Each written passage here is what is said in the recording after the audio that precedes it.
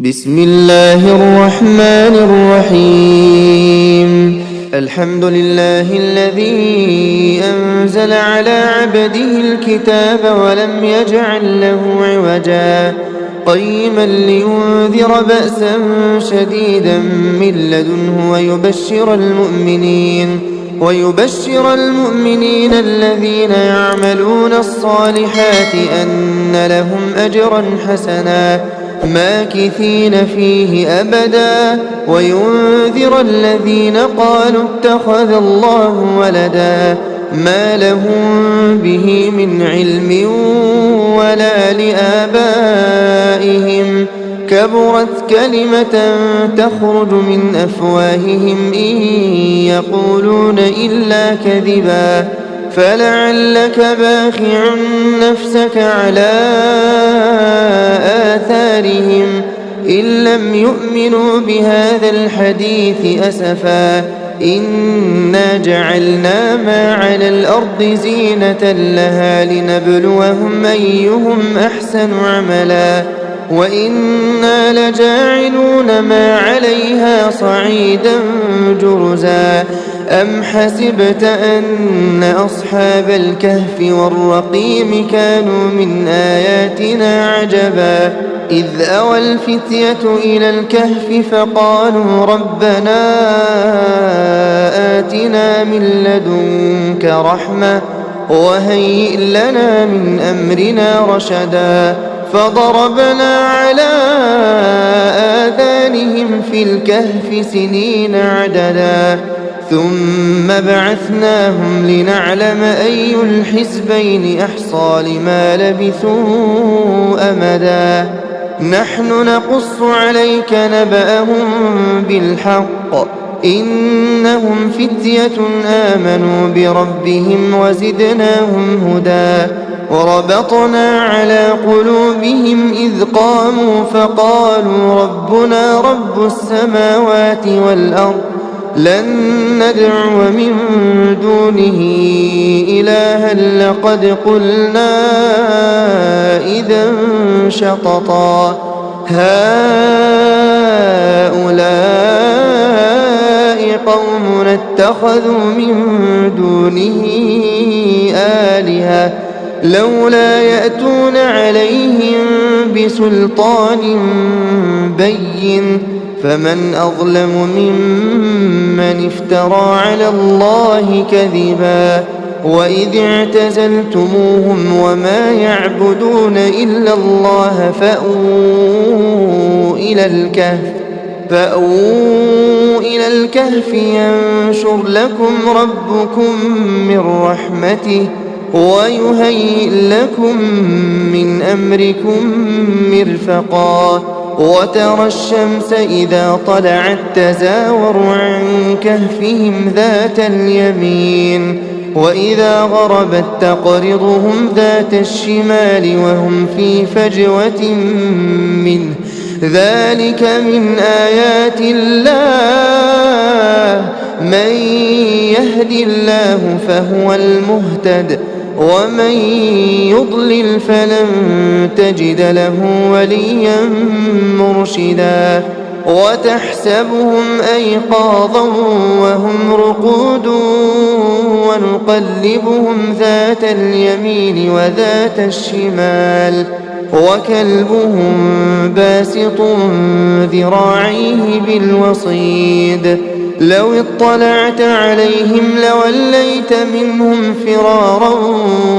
ولملئت منهم رعبا وكذلك بعثناهم ليتساءلوا بينهم قال قائل منهم كم لبثتم قالوا لبثنا يوما أو بعض يوم قالوا ربكم أعلم بما لبثتم فابعثوا أحدكم بورقكم هذه إلى المدينة فلينظر أيها أزكى طعاما فليأتكم برزق منه وليتلطف ولا يشعرن بكم أحدا إنهم إن يظهروا عليكم يرجموكم أو يعيدوكم في ملتهم ولن تفلحوا إذا أبدا وكذلك أعثرنا عليهم ليعلموا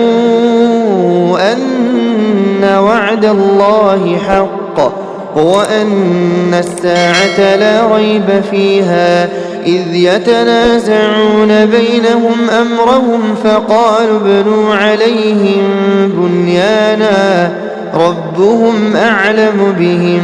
قال الذين غلبوا على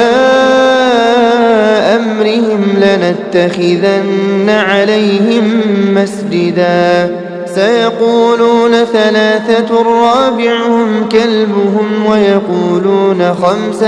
ويقولون خمسة سادسهم كلبهم رجما بالغيب ويقولون سبعة وثامنهم كلبهم قل ربي أعلم بعدتهم ما يعلمهم إلا قليل فلا تمار فيهم إلا مراء ظاهرا ولا تستفت فيهم منهم أحدا ولا تقولن لشيء إني فاعل ذلك غدا إلا أن يشاء الله واذكر ربك إذا نسيت وقل عسى أن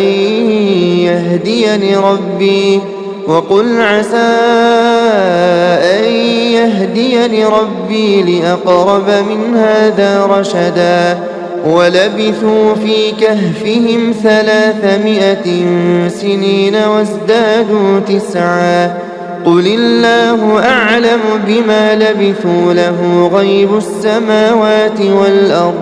أبصر به وأسمع ما لهم من دونه من ولي ولا يشرك في حكمه أحدا واتل ما أوحي إليك من كتاب ربك لا مبدل لكلماته ولن تجد من دونه ملتحدا واصبر نفسك مع الذين يدعون ربهم بالغداة والعشي يريدون وجهه ولا تعد عيناك عنهم تريد زينة الحياة الدنيا ولا تطع من أغفلنا قلبه عن ذكرنا واتبع هواه وكان أمره فرطا وقل الحق من ربكم فمن شاء فليؤمن ومن شاء فليكفر إنا أعتدنا للظالمين نارا أحاط بهم سرادقها وإن يستغيثوا يغاثوا بماء كالمهل يشوي الوجوه بئس الشراب وساءت مرتفقا إن الذين آمنوا وعملوا الصالحات إنا لا نضيع أجر من أحسن عملا أولئك لهم جنات عدن تجري من تحتهم الأنهار يحلون فيها من أساور من ذهب ويلبسون ثيابا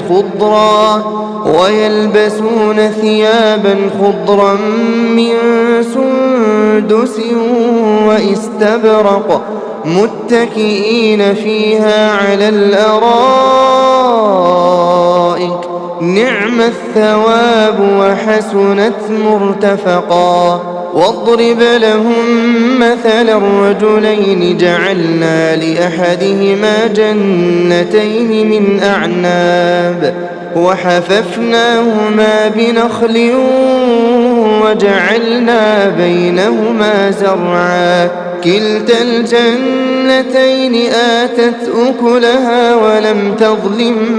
منه شيئا وفجرنا خلالهما نهرا وكان له ثمر فقال لصاحبه وهو يحاوره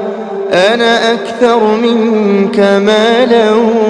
وأعز نفرا ودخل جنته وهو ظالم لنفسه قال ما أظن أن تبيد هذه أبدا وما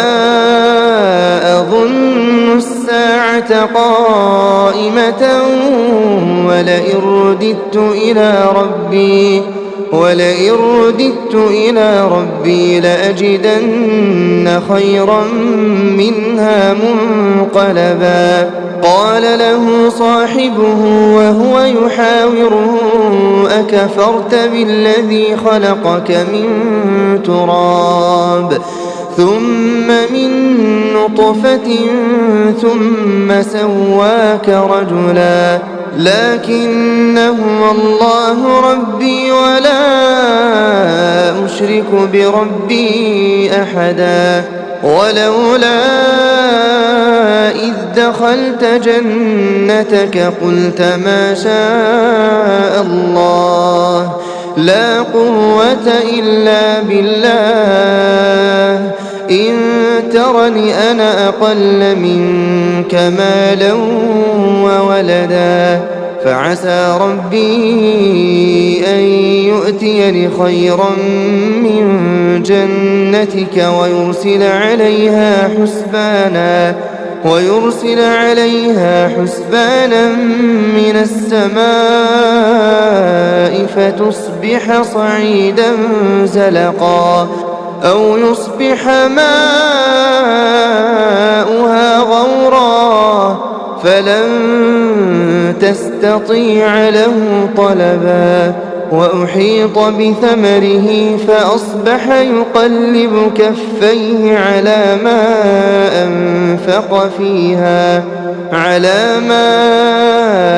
أنفق فيها وهي خاوية على عروشها ويقول يا ليتني لم أشرك بربي أحدا ولم تكن له فئة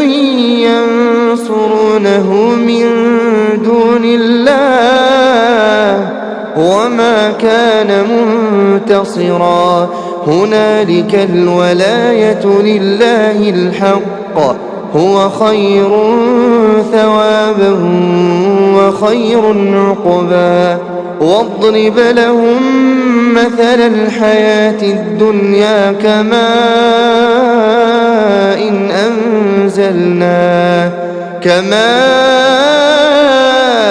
إن أنزلناه من السماء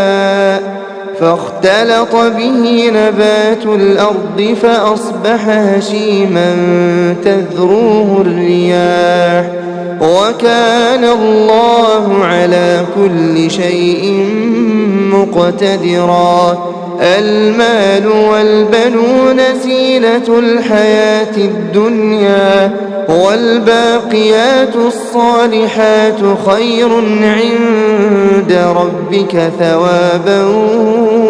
وخير أملا ويوم نسير الجبال وترى الأرض بارزة وحشرناهم فلم نغادر منهم أحدا وعرضوا على ربك صفا لقد جئتمونا كما خلقناكم أول مرة بل زعمتم أن لن نجعل لكم موعدا ووضع الكتاب فترى المجرمين مشفقين مما فيه ويقولون يا ويلتنا ما لهذا الكتاب لا يغادر صغيرة ولا كبيرة إلا أحصاها ووجدوا ما عملوا حاضرا ولا يظلم ربك أحدا وإذ قلنا للملائكة اسجدوا لآدم فسجدوا إلا إبليس كان من الجن ففسق عن أمر ربه أفتتخذونه وذريته أولياء من دوني وهم لكم عدو بئس للظالمين بدلا ما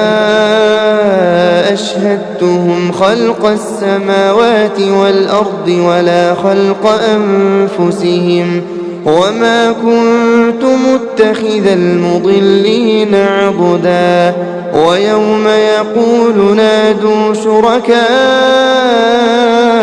الذين زعمتم فدعوهم فلم يستجيبوا لهم وجعلنا بينهم موبقا ورأى المجرمون النار فظنوا أنهم مواقعوها ولم يجدوا عنها مصرفا ولقد صرفنا في هذا القرآن للناس من كل مثل وكان الإنسان أكثر شيء جدلا وما منع الناس أن يؤمنوا إذ جاءهم الهدى ويستغفروا ربهم إلا أن تأتيهم سنة الأولين أو يأتيهم العذاب قبلا وما نرسل المرسلين إلا مبشرين ومنذرين ويجادل الذين كفروا بالباطل ليدحضوا به الحق واتخذوا آياتي وما أنذروا هزوا ومن أظلم ممن ذكر بآيات ربه فأعرض عنها ونسي ما قدمت يداه إنا جعلنا على قلوبهم أكنة أن يفقهوه وفي آذانهم وقرا وإن تدعهم إلى الهدى فلن يهتدوا إذا أبدا وربك الغفور ذو الرحمة لو يؤاخذهم بما كسبوا لعجل لهم العذاب بل لهم موعد لن يجدوا من دونه موئلا وتلك القرى أهلكناهم لما ظلموا وجعلنا لمهلكهم موعدا وإذ قال موسى لفتاه لا أبرح حتى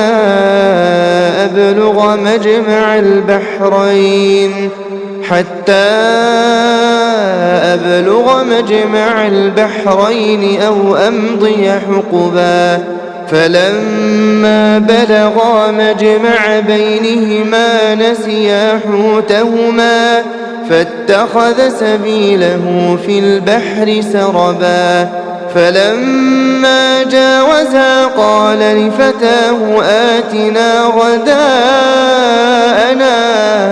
لقد لقينا من سفرنا هذا نصبا قال أرأيت إذ أوينا إلى الصخرة فإني نسيت الحوت وما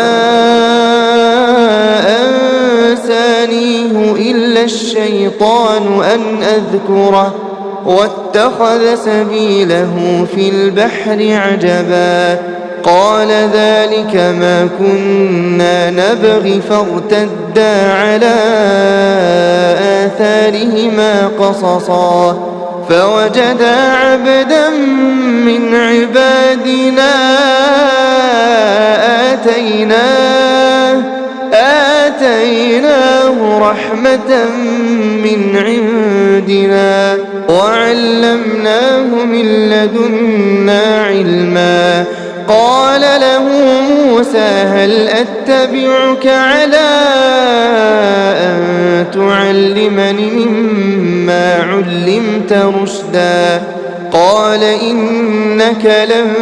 تستطيع معي صبرا وكيف تصبر على ما لم تحط به خبرا قال ستجدني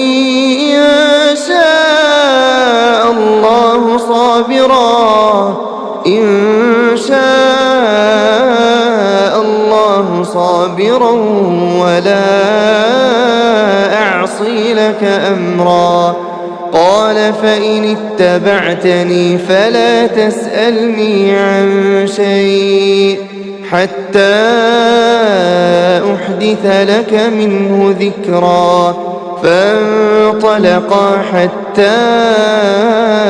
إذا ركبا في السفينة خرقها قال أخرقتها لتغرق أهلها لقد جئت شيئا إمرا قال ألم أقل إنك لن تستطيع معي صبرا قال لا تؤاخذني بما نسيت ولا ترهقني من أمري عسرا فانطلقا حتى إذا لقيا غلاما فقتله قال أقتلت نفسا زكية بغير نفس لقد جئت شيئا نكرا قال ألم أقل لك إنك لن تستطيع معي صبرا قال إن سألتك عن شيء بعدها فلا تصاحبني قد بلغت من لدني عذرا فانطلقا حتى إذا أتيا أهل قرية استطعما أهلها فأبوا أن يضيفوهما فوجدا فيها جدارا يريد أن ينقض فأقامه قال لو شئت لاتخذت عليه أجرا قال هذا فراق بيني وبينك سأنبئك بتأويل ما لم تستطع عليه صبرا أما السفينة فكانت لمساكين يعملون في البحر فأردت أن أعيبها وكان وراءهم ملك يأخذ كل سفينة غصبا وأما الغلام فكان أبواه مؤمنين فخشينا أن يرهقهما طغيانا وكفرا فأردنا أن يبدلهما ربهما خيرا منه زكاة وأقرب رحما وأما الجدار فكان لغلامين يتيمين في المدينة وكان تحته كنز لهما وكان أبوهما صالحا فأراد ربك أن يبلغا أشدهما ويستخرجا كنزهما رحمة من ربك وما فعلته عن أمري ذلك تأويل ما لم تسطع عليه صبرا ويسألونك عن ذي القرنين قل سأتلو عليكم منه ذكرا إنا مكنا له في الأرض وآتيناه من كل شيء سببا فأتبع سببا حتى إذا بلغ مغرب الشمس وجدها تغرب في عين حمئة ووجد عندها قوما قلنا يا ذا القرنين إما أن تعذب وإما أن تتخذ فيهم حسنا قال أما من ظلم فسوف نعذبه ثم يرد إلى ربه فيعذبه عذابا نكرا وأما من آمن وعمل صالحا فله جزاء الحسنى وسنقول له من أمرنا يسرا ثم أتبع سببا حتى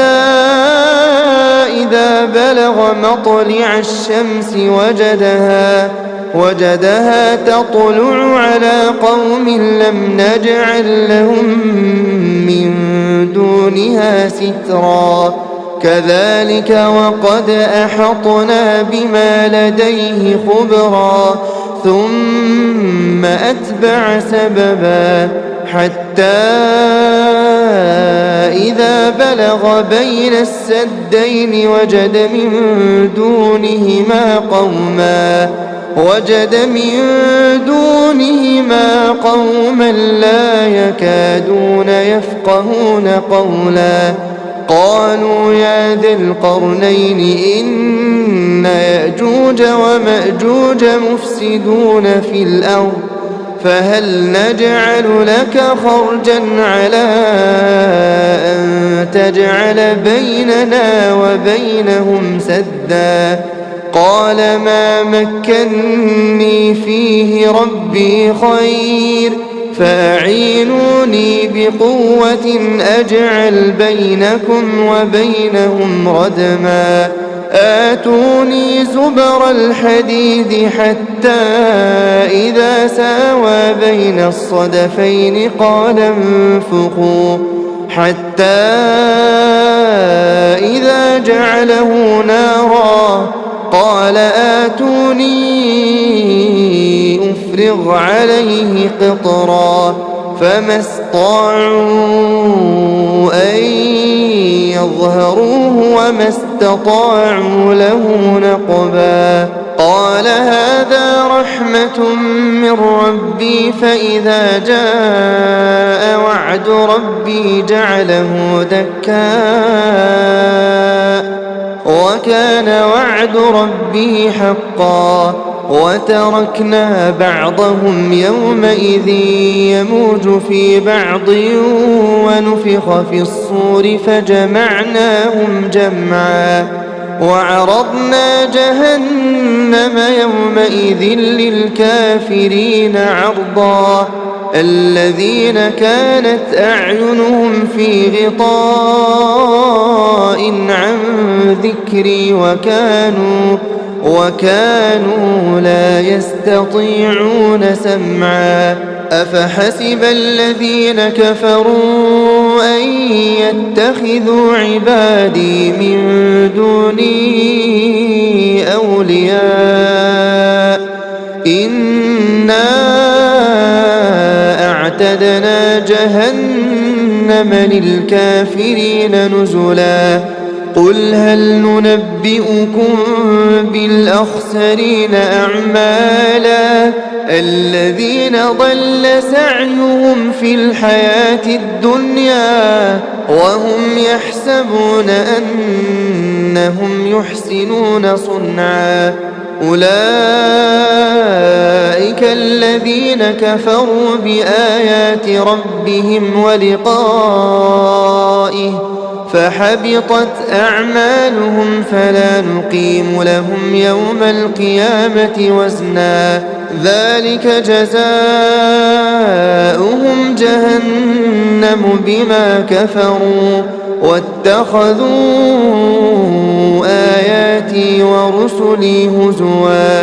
إن الذين آمنوا وعملوا الصالحات كانت لهم جنات الفردوس نزلا خالدين فيها لا يبغون عنها حولا قل لو كان البحر مدادا لكلمات ربي لنفد البحر قبل أن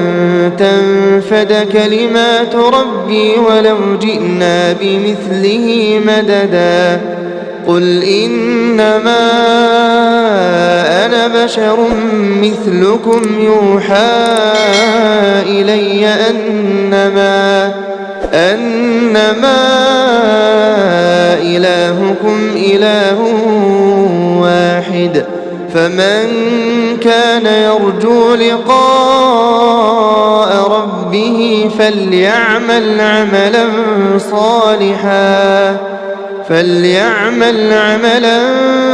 صالحا